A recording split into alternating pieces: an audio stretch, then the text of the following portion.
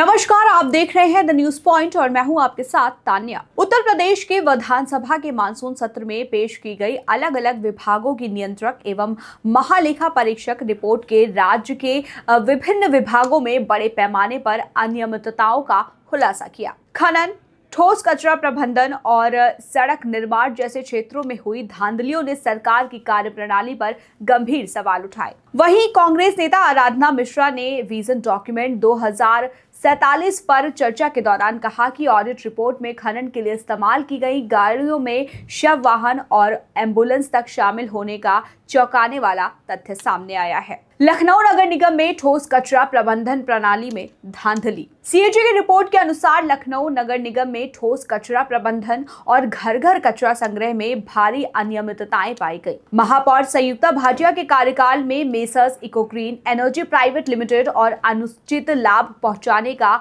मामला उजागर हुआ। अब आइए आपको बताते हैं कि क्या होती है कैग रिपोर्ट। सबसे पहले हम ये जान लेते हैं कि आखिर कैग रिपोर्ट होती क्या है। आपको बता दें कि इस रिपोर्ट को भारत के नियंत्रक एवं महालेखा परीक्षक द्वारा तैयार किया जाता है। रिपोर्ट का प्रमुख उद्देश्य सरकारी खर्चों और वित्तीय प्रबंधन का ऑडिट करना और इसे संसद और विधानसभाओं में प्रस्तुत करना है। भारतीय संविधान अनुच्छेद 148 और 151 तक कैग से जुड़े प्रावधान हैं। अब आइए जानते हैं कि कैग रिपोर्ट का प्रमुख उद्देश्य क्या है। कैग के प्रमुख उद्देश्यों में से सरकार के राजस्व और व्यय की निष्पक्ष समीक्षा करना है। कैग द्वारा सरकारी विभागों, सार्वजनिक उपक्रमों और अन्य संस्थानों द्वारा खर्च किए गए पैसों का लेखा जोखा किया जाता है। इसके तहत ये देखा जाता है कि किस साल किस मद में कितना पैसा खर्च किया गया है। अगर पैसों के लेन देन में किसी भी प्रकार का भ्रष्टाचार और वित्तीय अनियमितताएं हुई है तो इसे कैग द्वारा उजागर किया जाता है। शासित सरकार द्वारा जो भी नीतियां और योजनाएं लागू की जाती हैं उनके प्रभाव का मूल्यांकन किया जाता है। अब आइए हम आपको बताते हैं कि कैसे तैयार की जाती है कैग रिपोर्ट। अब सवाल ये है कि आखिर कैग रिपोर्ट कैसे तैयार की जाती है, तो इसके अलग अलग प्रकार हैं। सरकारी खातों का ऑडिट। कैग द्वारा केंद्र और राज्य सरकारों के वित्तीय दस्तावेजों की समीक्षा की जाती है। योजनाओं और परियोजनाओं का विश्लेषण। सरकार द्वारा लागू योजनाओं के क्रियान्वयन और उनकी प्रभावशीलता की जांच की जाती है। रिपोर्ट। ऑडिट के निष्कर्षों को एक विस्तृत रिपोर्ट के रूप में संकलित किया जाता है। संसद या विधानसभा में प्रस्तुत करना, ये काम सबसे अंतिम काम होता है। रिपोर्ट तैयार करने के बाद इसे लोकसभा, राज्यसभा, विधानसभाओं और लोक लेखा समिति के समक्ष रखा जाता है।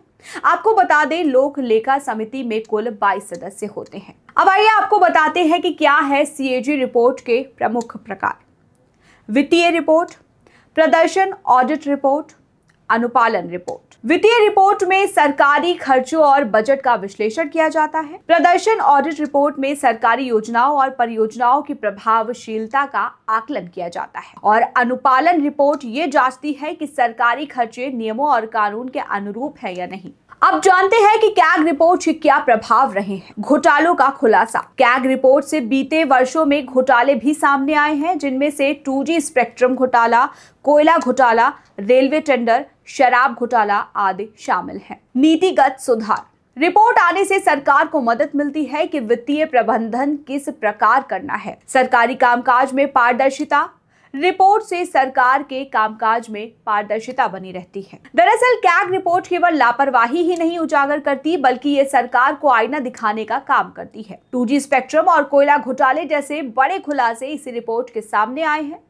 सवाल यही है कि जब कैग बार बार कमियां बताता है तो सुधार क्यों नहीं होते। सरकार की ओर से कहा गया है कि कैग रिपोर्ट सदन के पटल पर रखी जा चुकी है और सिफारिशों पर कार्रवाई होगी, लेकिन जनता का विश्वास तभी लौटेगा जब दोषियों पर सख्त कार्रवाई हो और भविष्य में पारदर्शिता सुनिश्चित की जाए। यानी साफ है कि कैग रिपोर्ट सरकार के लिए सिर्फ दस्तावेज नहीं बल्कि सच का आईना है। और अब देखना यह होगा कि सरकार इस आईने में दिखाई सच्चाई से मुंह मोड़ती है या सुधार की ठोस दिशा में कदम बढ़ाती है। इस वक्त के लिए फिलहाल इतना ही। देखते रहिए द न्यूज पॉइंट।